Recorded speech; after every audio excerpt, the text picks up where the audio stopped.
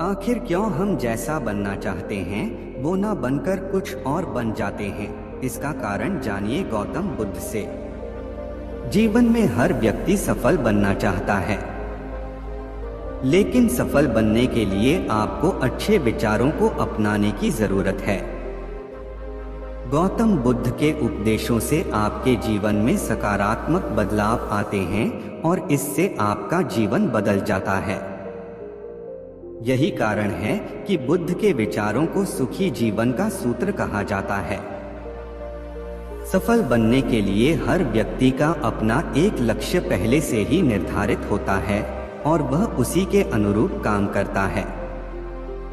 लेकिन कई बार ऐसा होता है कि आप जो बनना चाहते हैं वैसा नहीं बन पाते हैं।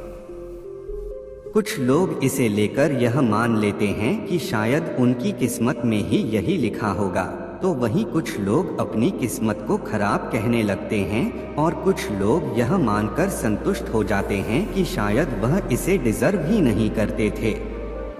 लेकिन इसका असली कारण कुछ और ही होता है। गौतम बुद्ध की इस कहानी से जानते हैं इसका कारण। एक बार गौतम बुद्ध को एक सभा में उपदेश देना था। सभा में करीब 100 से ज्यादा लोग उपस्थित थे और उनका इंतजार कर रहे थे। गौतम बुद्ध आए लेकिन बिना कुछ कहे ही चले गए। बुद्ध का ऐसा व्यवहार देख सभी हैरान रह गए, लेकिन किसी ने उनसे कुछ कहा नहीं।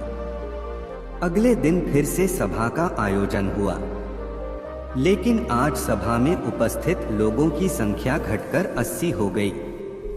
आज भी बुद्ध ने ऐसा ही किया। वे सभा में आए लेकिन बिना कुछ बोले चले गए।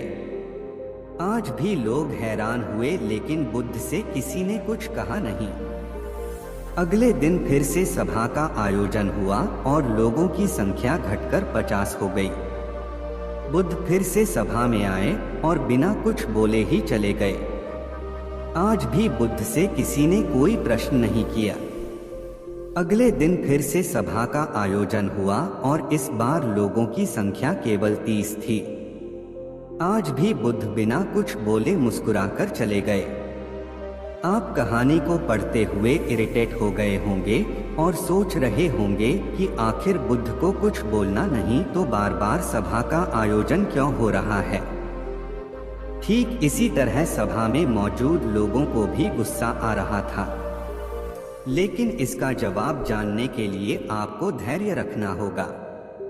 अगले दिन फिर से सभा का आयोजन और आज सभा में केवल 15 लोग ही उपस्थित रहे। लेकिन आज गौतम बुद्ध ने अपना स्थान ग्रहण कर लिया और उपदेश देने के लिए बैठ गए। बुद्ध ने जिन 15 लोगों को उपदेश दिए वे उनके भिक्षु बन गए और इन लोगों ने आगे चलकर बुद्ध के ज्ञान को अलग अलग दिशाओं में फैलाया।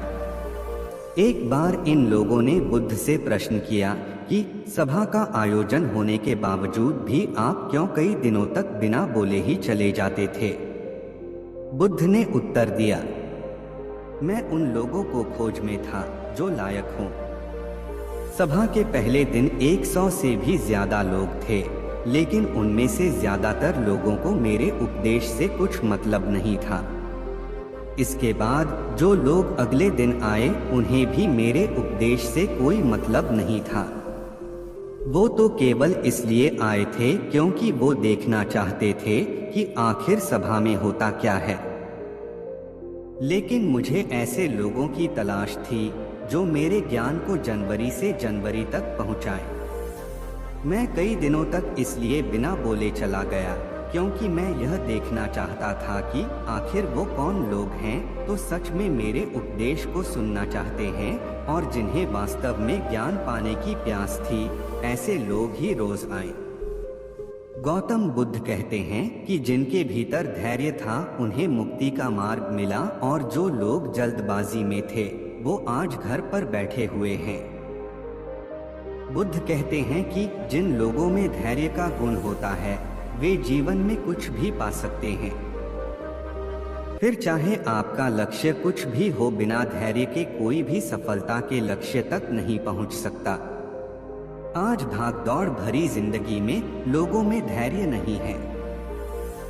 सभी में जल्दबाजी और शीघ्र अतिशीघ्र किसी कार्य को करने की होड़ मची है।